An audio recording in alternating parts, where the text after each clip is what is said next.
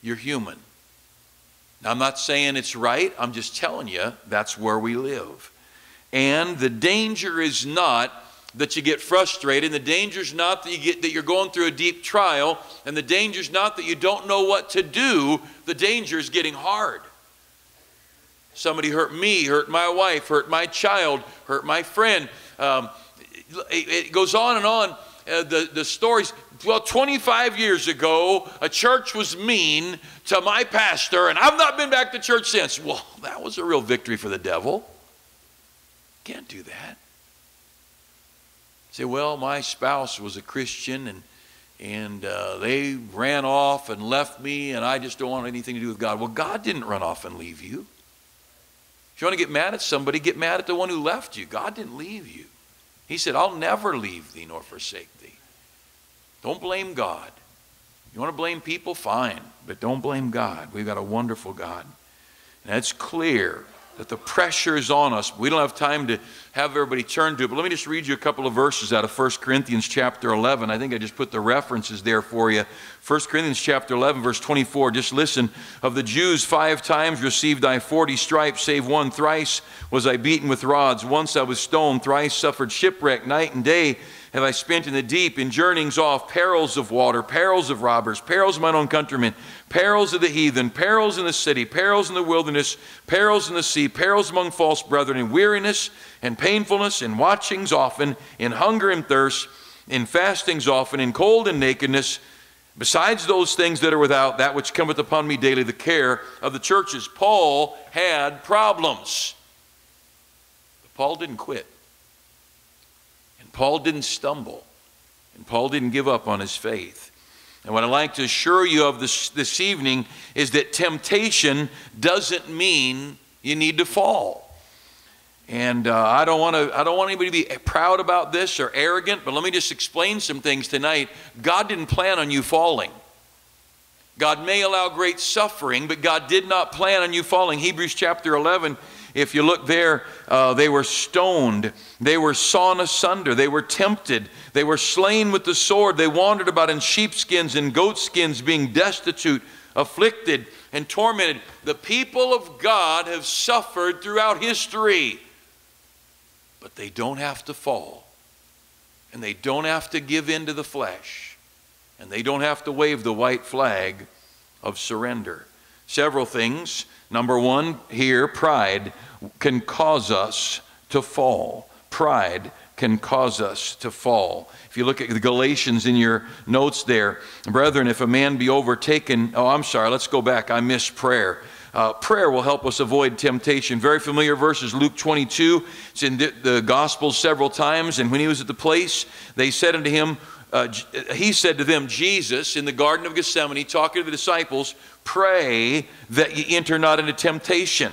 Then in verse 46, he said to them, why sleep ye? Rise and pray, lest ye enter into temptation. Now, one of the reasons we get tempted and we stumble is we don't have a prayer life.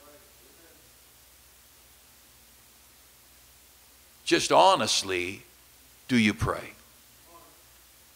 And again, this is not a be proud because you pray and look down on people that don't. But I'll say this, if you want to make it and your marriage is going to make it and your kids are going to make it, somebody better pray. Somebody is going to have to start talking to God more than 30 seconds on the way out the door.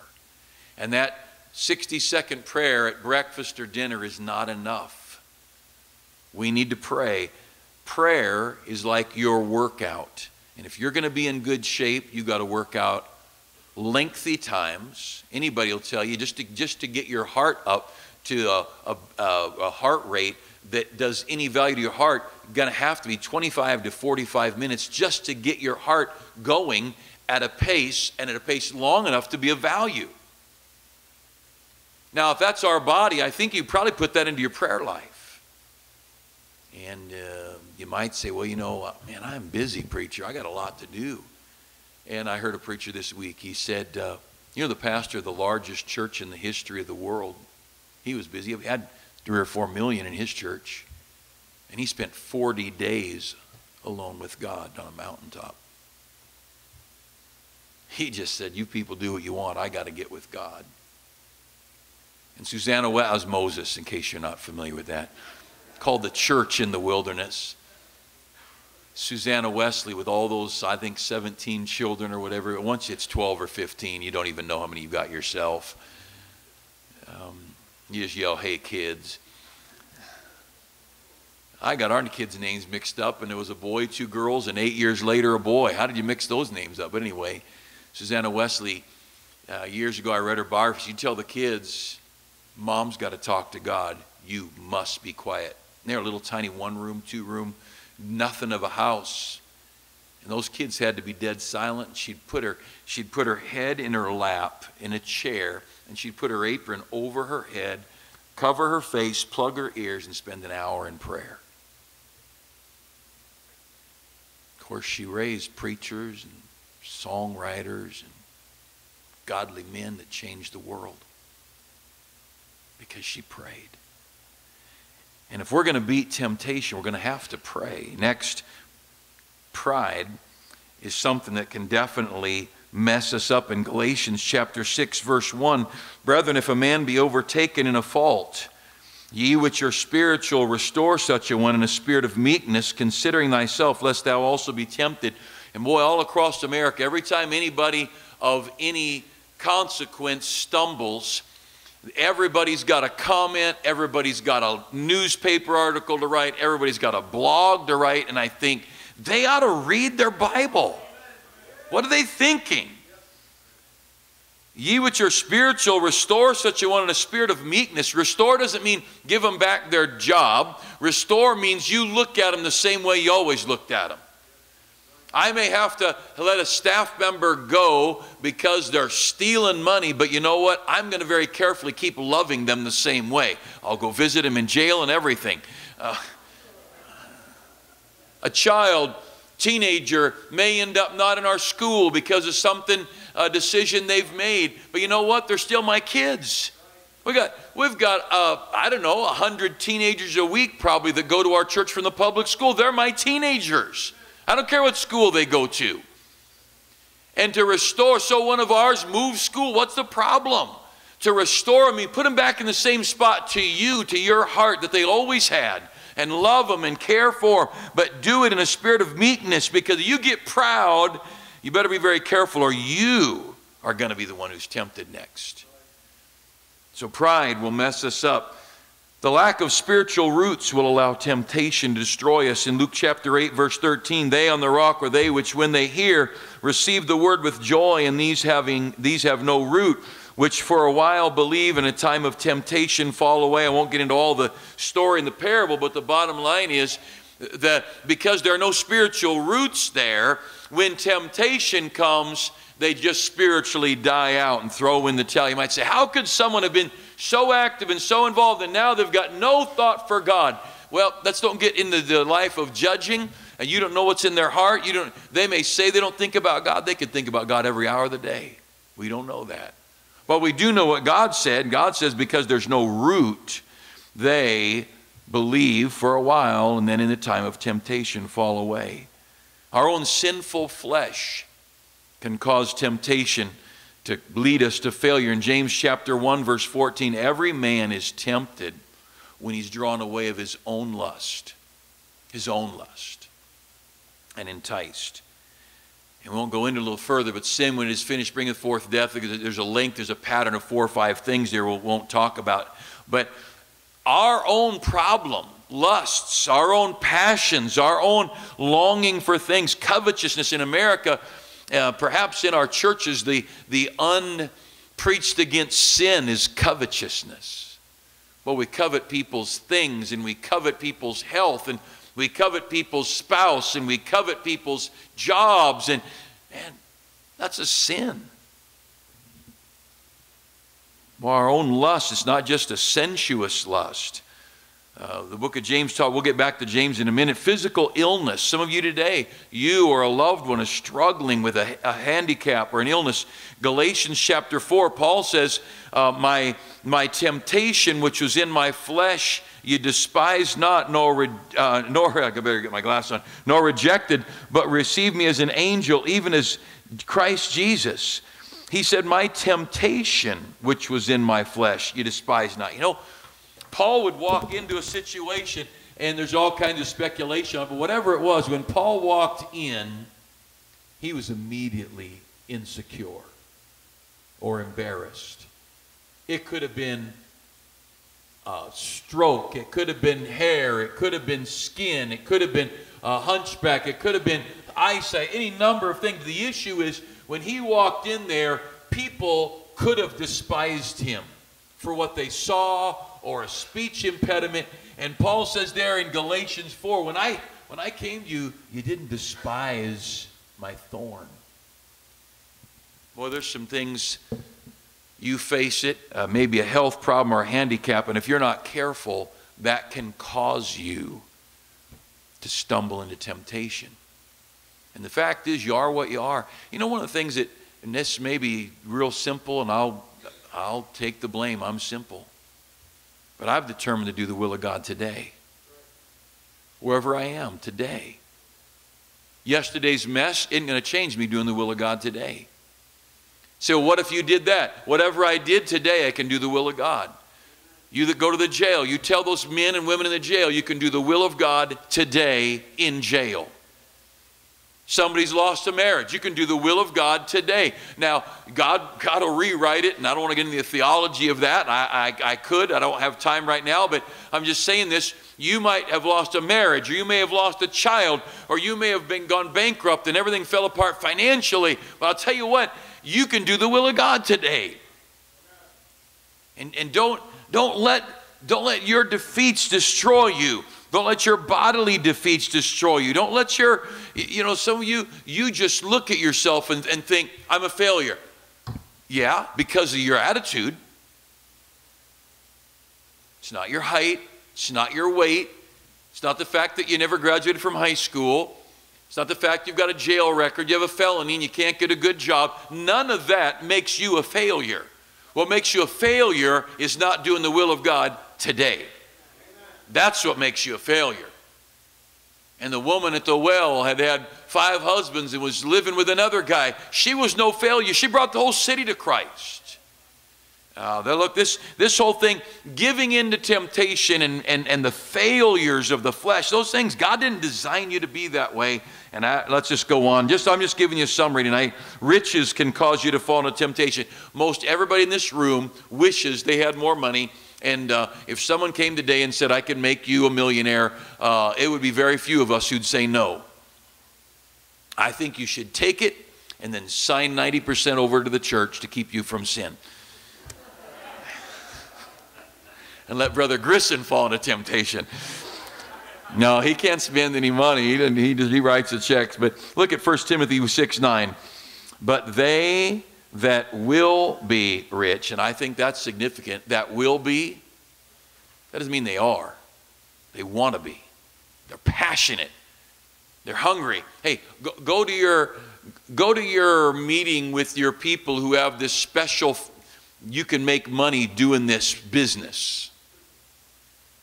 I was at one many years ago, just once. And the first thing they did is put a big board up. What would you do if you had all the money you want?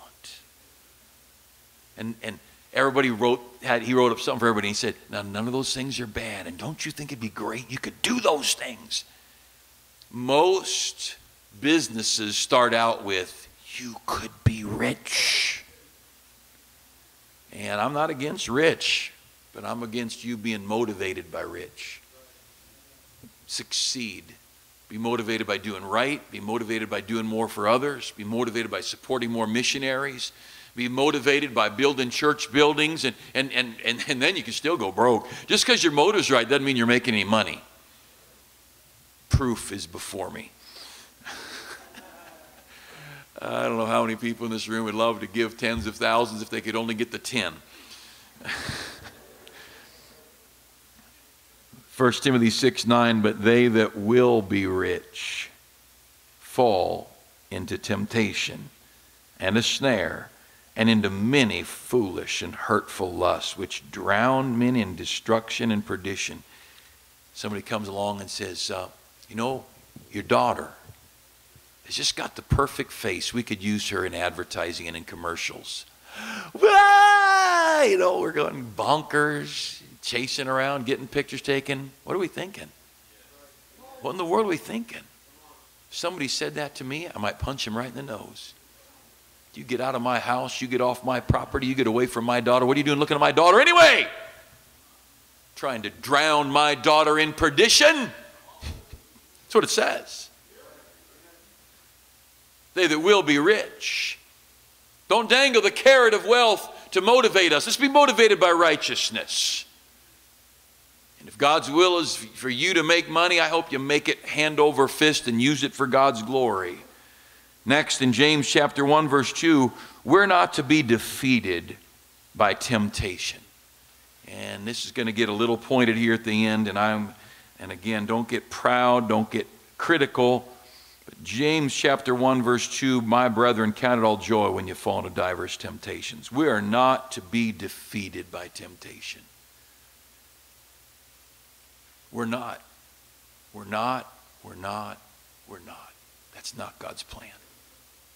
God did not design the Christian life to stumble through life in failure and shame and immoral actions and despair and agony. That's not God's plan. That's not ever in his design. You, out of a group this big, and I don't know anything about anybody, and I practice that, I work at it. But if there's a pill bottle in your house that's a problem, you need to get the victory. God did not design you to be under the control of a pill bottle. If there's a bottle of booze or some kind of drugs that keeps grabbing you, if it's your computer, whatever it might be, that isn't God's design. God designed you for victory. We started out, this is the victory that overcometh the world, even our faith.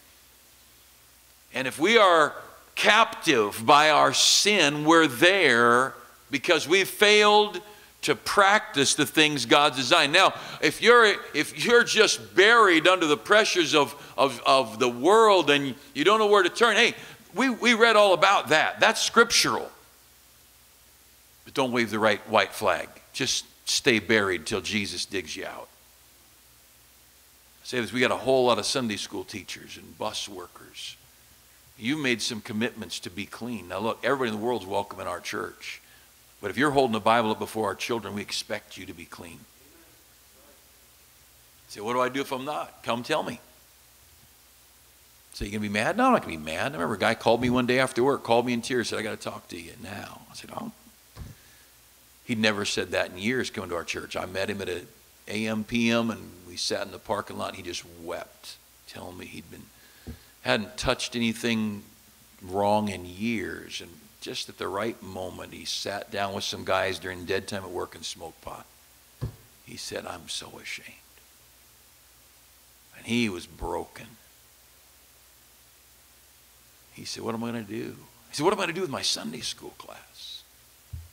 I said, you're probably closer to God right now than you've been in months. He said, what's that mean? I said, well, I don't have anybody to teach it. You're going to have to do this. This was a Friday or Saturday. I said, you got to teach it. He said, I couldn't teach it. The very fact that he felt he couldn't teach it qualified him to teach it. I said, you teach it. He said, well, what about today? I said, take 6 months off. When you've been 6 months clean, come tell me. I want you back in your class. But I said, you're probably more right with God now than you've been in a long time. Just because your heart's broken. If we don't hold up the standard of holiness, this nation's gone. Look, don't even worry about Washington. Don't worry about the liberals. Don't worry about stupid Republicans. Let's look at the mirror.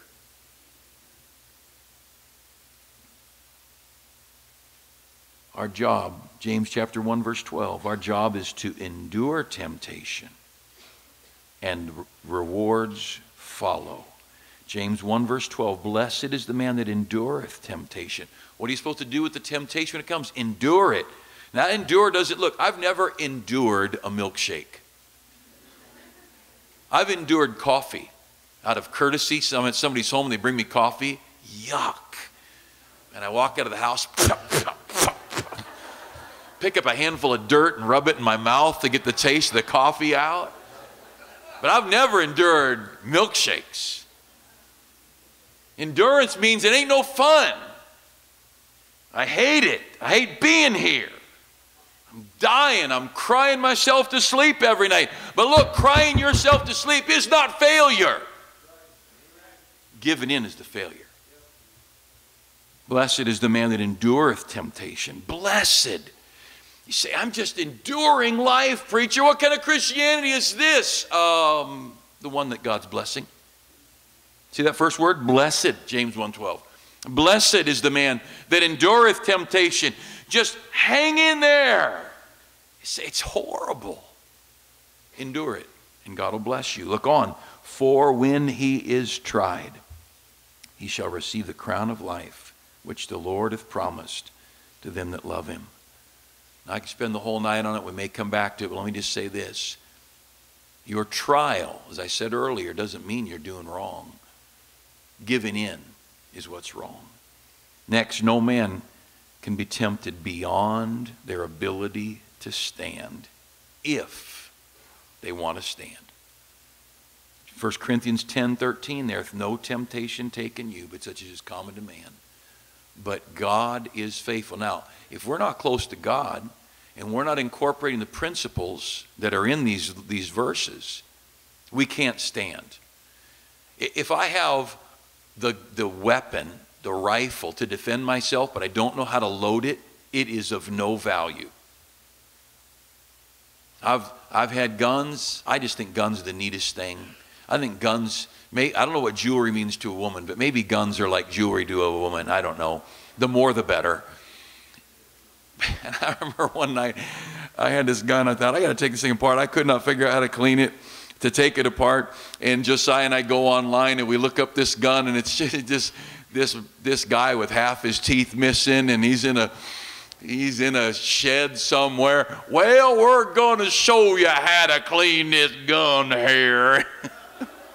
And we studied that guy, just how to take this and how to do it. You got to learn how to handle what you've got. I like that guy. Daryl, and his brother's name's Daryl, and his brother's name's Daryl. There hath no temptation taken you or me, but such as is common to man, but God is faithful, who will not suffer you to be tempted above that you are able, but will with the temptation make a way of escape. We can do it. Now, the way of escape might be calling the pastor. The way of escape might be calling the police. The way of escape might be, I don't know, whatever, calling the drug rehab program and checking yourself in. I have no idea. The way of escape might be calling a brother or sister in Christ saying, every morning call me and ask me, did you read your Bible? If you're not reading your Bible every day, you're not going to stand. Temptation, the evil day will come and you'll fall. And that's not the only thing, but that's the beginning. I mean, that's kindergarten. That's the groundwork for standing in the time of temptation, is daily Bible reading. You many young couples here, you're not going to have babies and go through young married life and stay married without daily reading your Bible. You won't. I promise you. Something's going to come. I don't know what. And every couple's different, but the devil studies you. We can. Romans 14, chapter 14, verse 4. I love this. Who art thou that judgest another man's servant? To his own master he standeth or falleth. And look at this phrase. Yea, he shall be holden up, for God is able to make him stand. You know, one of the wonderful things about the Christian life is when God reaches out and holds you up when you're crumbling. And that's a wonderful thing, to see God, to feel the touch of God helping you endure temptation. What a God we serve. What a wonderful God we serve. You can look at more of these scriptures here, and I'm not going to go through the rest of this tonight. I'm just going to say this. You and I can stand. We endure temptation. We count it all joy. It's our job to arm ourselves. You want me to show you one more fill in the blank? It's our job to arm ourselves in order to stand. It's our job to arm ourselves. I want to talk more about this, and again, there ought not be an ounce of pride. There shouldn't be a moment's criticism of a brother or sister in Christ who stumbles. And don't you get too hard on yourself, but I'll say this: God is able to make you stand. All right, let's pray. Father, help us tonight. We serve a wonderful God. And you promise to not tempt us above that we're able. You said, count it all joy when we fall into divers temptations. You said, blessed is the man that endureth temptation. And we come tonight, and every teenager here, they wrestle. They get tempted. Every man and woman here, we get tempted by trials and frustrations and people who just weigh on us, and we just get so tired of the pressures. But we don't have to give in. We do need to arm ourselves. We do need to we need to pray lest we enter into that temptation. Teach us, Lord, to stand. Having done all to stand, may we stand for you, Father. In Jesus' name, amen. All right.